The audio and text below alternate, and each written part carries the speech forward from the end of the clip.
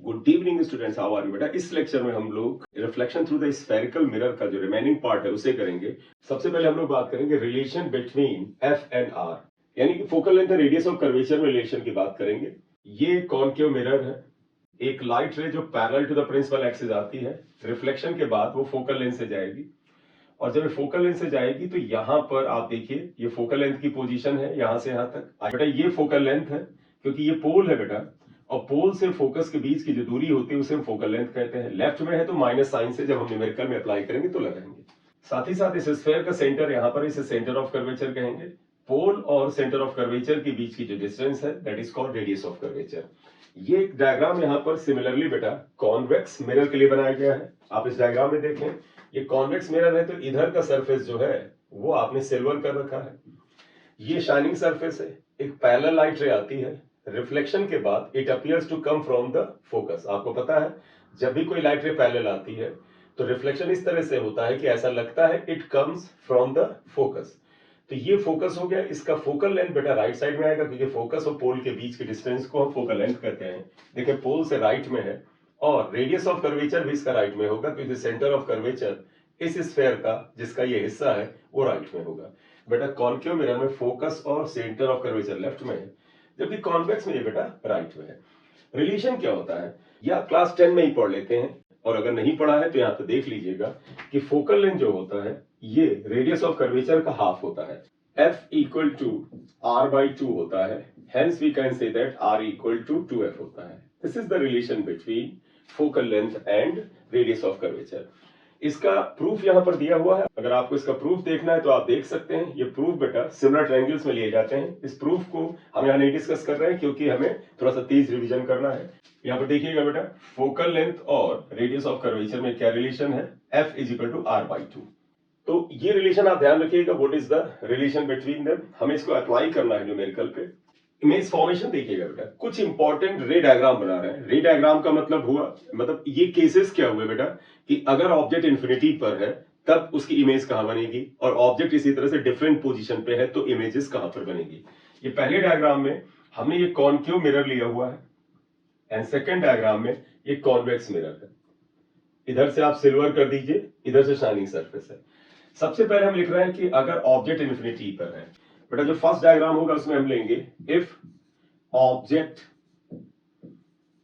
Is at infinity. अगर object infinity पर है, आपको पता है अगर ऑब्जेक्ट इंफिनिटी पर होता है तो जो लाइट रेज आती हैं वो पैरेलल आएंगी प्रिंसिपल एक्सिस के। तो जब ऑब्जेक्ट इंफिनिटी पे तो light rays are coming parallel, जब पैरेलल लाइट रेज आती हैं तो रिफ्लेक्शन के बाद फोकस पे जाती हैं। तो इससे क्या कंक्लूजन निकला, if object is at infinity image will B obtained at the focus. In case of concave mirror ये इमेज रियल इमेज होगी। यहां पर हम पॉइंट ऑब्जेक्ट के लिए बना रहे हैं, फाइनाइट लेंथ के ऑब्जेक्ट के लिए डायग्राम नहीं बना रहे। कॉन्वेक्स मिरर में आइएगा, फिर देखिएगा ये लाइट रे इंफिनिटी से आ रही है, इसका मतलब ऑब्जेक्ट इंफिनिटी पर है क्योंकि ये प्रिंसिपल एक्सिस के पैरेलल है। रिफ्लेक्शन के बाद देखिएगा ये इस डायरेक्शन में जा रही है, और अगर हम इसको बैकवर्ड प्रोड्यूस करेंगे तो जिस पॉइंट पे मिलेगी दैट इज कॉल्ड फोकस। फिर आप देख सकते हैं if the object is an infinity then it's a virtual image will be form here. Why virtual?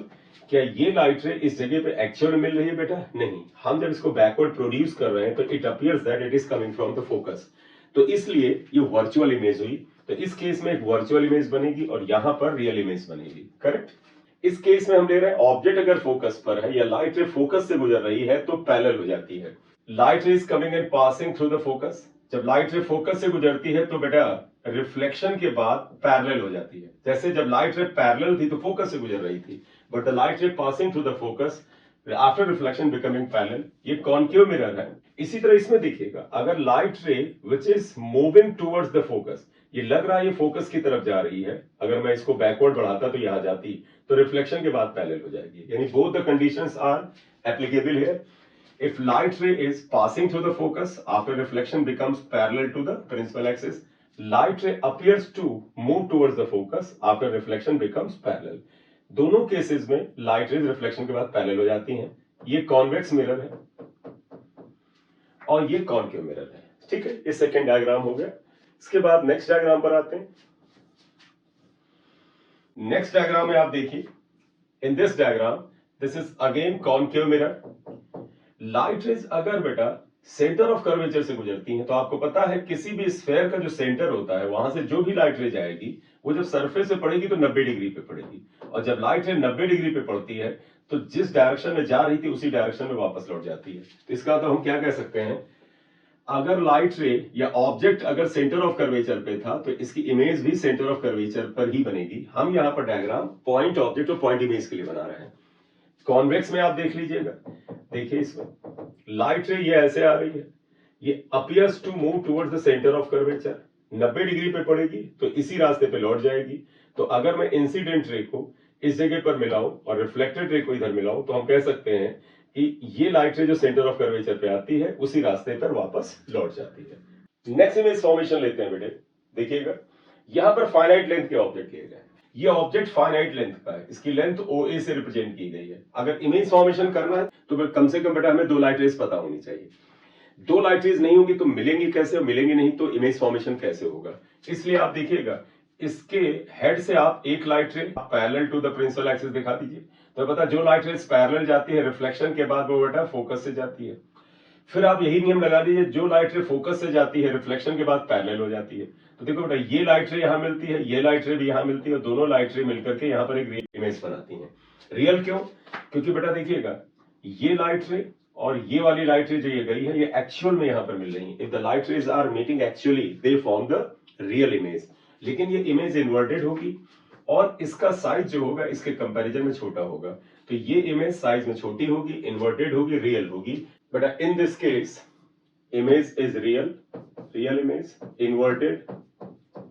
Inverted image आएगी, एंड साइज जो होगा ऑब्जेक्ट से छोटा होगा। Size is small compare to the size of the object, correct. तो आप इसको समझ लें। नेक्स्ट डायग्राम पर आते हैं, आप इसे एक बार स्क्रीनशॉट ले सकते हैं। One object is at C, object यहां पर सेंटर ऑफ कर्वेचर पे।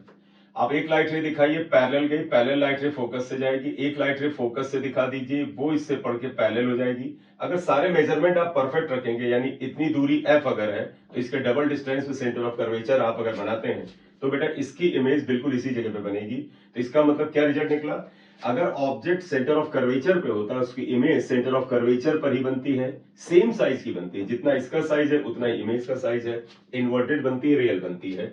If object is at C the image is at C, image भी देखो बेटा सी पर ही बनी, रियल बनेगी। मैंने बताया जब ये लाइट रे एक्चुअली मिलेंगी तो रियल इमेज बनेगी, इन्वर्टेड बनेगी वो तो आपको दिख ही रहा इन्वर्टेड इमेज है, same as the size of object. ये ध्यान रखिए कि जब सेंटर ऑफ कर्वेचर पे ऑब्जेक्ट होता है तो इमेज उसी स्थान पे बनती है और सेम साइज की बनती है। नेक्स्ट पॉइंट लेते हैं बेटा, when object is between F and C, object बेटा फोकल लेंथ और सेंटर ऑफ कर्वेचर के बीच में। यहां देखिए सेंटर ऑफ कर्वेचर, ये बेटा फोकस है, ये फोकस है, ऑब्जेक्ट इसके बीच में। देखो यहां पर आप इमेज फॉर्मेशन के लिए एक लाइट रे पैरेलल दिखाइए, ये फोकस से जाएगी यहां आएगी, एक लाइट रे फोकस से दिखाइए पैरेलल हो जाएगी, दोनों की मुलाकात यहां होगी और इस जगह पर आपको इन्वर्टेड इमेज मिलेगी, रियल होगी, साइज में इसकी तुलना में बड़ी होगी, इन्वर्टेड होगी और सेंटर ऑफ कर्वेचर के बियॉन्ड बनेगी। एक चीज पे अगर आपने ध्यान दिया हो तो सुनिएगा ध्यान से, जब ऑब्जेक्ट बेटा इंफिनिटी पे था तो इमेज फोकस पे बनी थी।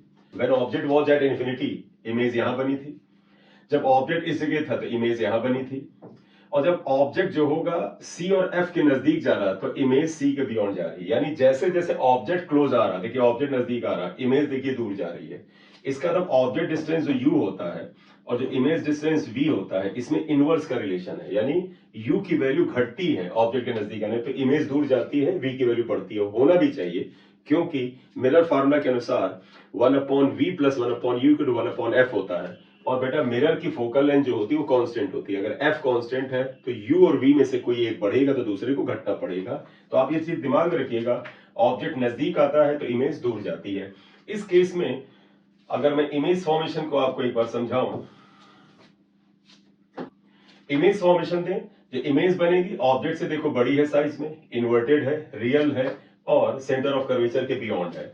यहां पे देखिएगा इमेज इज बियॉन्ड सी, सी के बियॉन्ड बन रही है, रियल रियल आपको दिख ही रही, क्योंकि ये लाइट रे एक्चुअल में मिल रही, तो रियल इमेज ही बनाने वाली है। इसके अलावा इन्वर्टेड आप देख लें, इन्वर्टेड इमेज ही बन रही है।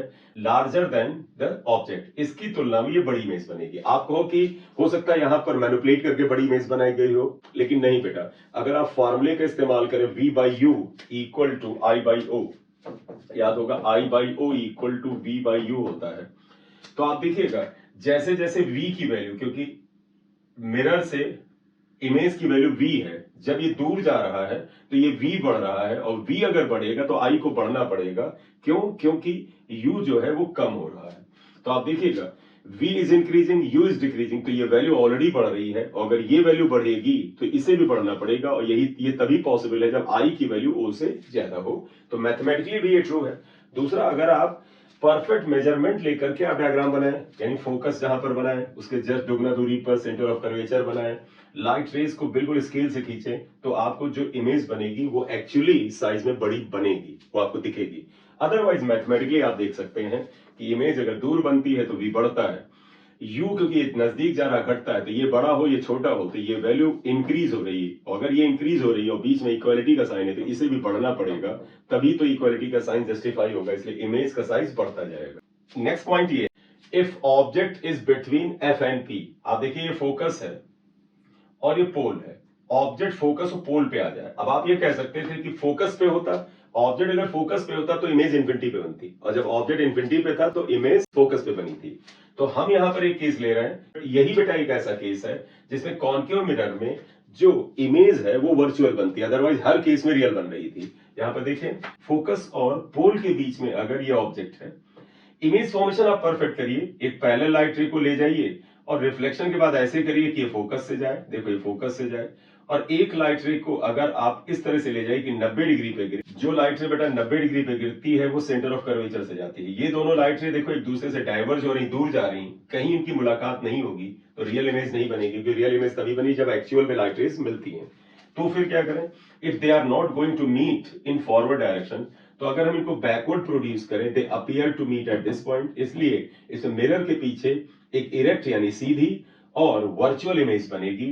तो in this case the image is behind the mirror, virtual, erect सीधी इमेज है, and larger than the object, और ऑब्जेक्ट की तुलना में इसकी इमेज जो होगी इसका साइज लार्ज होगा। आप इस साइज के लार्ज होने को v/u इक्वल टू i/o से भी कंपेयर कर सकते हैं। वो जो फार्मूला हमने लिखा था उसमें माइनस भी होता है, ये माइनस हम इसलिए नहीं लिख रहे थे क्योंकि हमें सिर्फ और सिर्फ न्यूमेरिकली चेक करना था, हमें उसमें साइन से चेक करना नहीं था। ठीक है, एक इमेज फॉर्मेशन कॉन्वेक्स मिरर में भी ले लेते हैं। ये देखिएगा कॉन्वेक्स मिरर है, इधर से बेटा इसको पेंट किया गया है यानी सिल्वर किया गया है। तो इसमें बेटा दो लाइट रेज लीजिए, एक लाइट रे यहां पर देखते हैं कि ये लाइट रे ऐसे गई, और अगर इस तरह से रिफ्लेक्ट होके गई तो आप देखिए इस डायरेक्शन में जा रही है। इसी तरह से एक लाइट रे ये गई 90 डिग्री पे गिरी, 90 पे कैसे, अगर आप इसको ले जाएं ये सेंटर ऑफ कर्वेचर पे ही मिलती हुई नजर आए तो 90 डिग्री पे आएगी, तो ये तो बेटा इसी रास्ते पे लौट जाएगी। इस लाइट रे का और इस लाइट रे का कहीं पर भी यहां पर मिलना नहीं होगा, तो इसलिए रियल इमेज तो बनने वाली नहीं on the left side.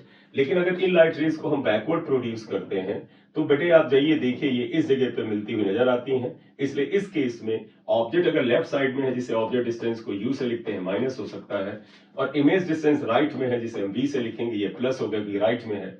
Focus भी इसमें आप देखें राइट में होता है तो प्लस ही होता है फोकस, सेंटर ऑफ कर्वेचर ये है तो रेडियस ऑफ कर्वेचर भी प्लस ही होता है क्योंकि राइट में है। इस तरह से इमेज फॉर्मेशन में कॉन्वेक्स मिरर का जब केस लिया जाता है तो वर्चुअल इमेज ही बनती है। कैसी इमेज होगी, this image is erect, small in size and it is virtual image. Correct, mirror formula क्या है वो आप जानते हैं, एक बार आपके सामने ले आए बेटे। देखिएगा ये मिरर फार्मूला है, ऑलरेडी हम लोग डिस्कस कर चुके हैं, 1/v plus 1/u equal to 1/f। इस फार्मूले में सारे के सारे जो नोन डेटा होता है उसकी वैल्यूज जो है विद साइन रखते हैं, और अदर वर्ड्स तो ये तो खैर इसी को दिया है, u को बोला है object distance, v is the image distance and f is focal length, यानी 1 object distance 1 image distance is equal to 1 focal length. This formula is applicable to all concave and the convex mirror whether the image formed is virtual और real.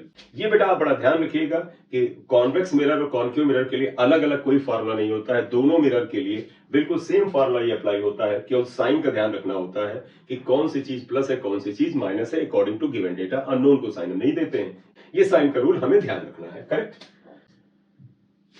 यहां पर देखिएगा derivation of the mirror formula. अगर आप 12th standard में पढ़ते हैं तो आप डेरिवेशन हमारे लिए इंपॉर्टेंट होता है, लेकिन इस रिवीजन क्लास में डेरिवेशन हम लोग नहीं करेंगे। तो ये डेरिवेशन का पार्ट आ गया, और डेरिवेशन 12th के लिए, अगर 10th में है तो 10th के लिए इंपॉर्टेंट है, कुछ बोर्ड्स में 10th में है। तो ये तो प्रूफ हो गया। प्रूफ में आप देखिए यही फार्मूला हमें लाना था। ये देखिए 1/v + 1/u = 1/f। तो इस जगह पर हमने बेटा आज जो अभी डिस्कस किया है उसमें बेसिकली ज्यादातर हमने इमेज फॉर्मेशन की बात की है। अब हुआ कि बेनिफिशियल कैसे है, बगैर एक इमेजिनेशन किए हुए कि कैसे इमेज बन रही है, कैसे ऑब्जेक्ट रखा है, किस तरफ फोकस है और कहां पर रेडियस ऑफ कर्वेचर प्लस है या माइनस है, आप फिर क्वेश्चन गलत कर रहे हैं। इसलिए इमेज फॉर्मेशन कि ये प्रैक्टिस होना जरूरी नहीं है कि आपको कॉपी पे ड्रॉ करना है, लेकिन आपको एक रफ डायग्राम बनाना आना चाहिए। अदरवाइज रे ऑप्टिक्स के न्यूमेरिकल करने में प्रॉब्लम होती है। इवन कुछ क्वेश्चंस तो ऐसे आते हैं जिनका आंसर ही केवल और केवल इमेज फॉर्मेशन के बाद मेजरमेंट से आ जाता है। ठीक है, तो thank you very much for watching the video. अगर आप इस चैनल पे नए हैं तो इसे सब्सक्राइब कर दीजिएगा, लाइक कर दीजिएगा। इसी नोट पे लेक्चर को खत्म करेंगे, नेक्स्ट लेक्चर में इसके आगे से लेकर के चलेंगे। Thank you.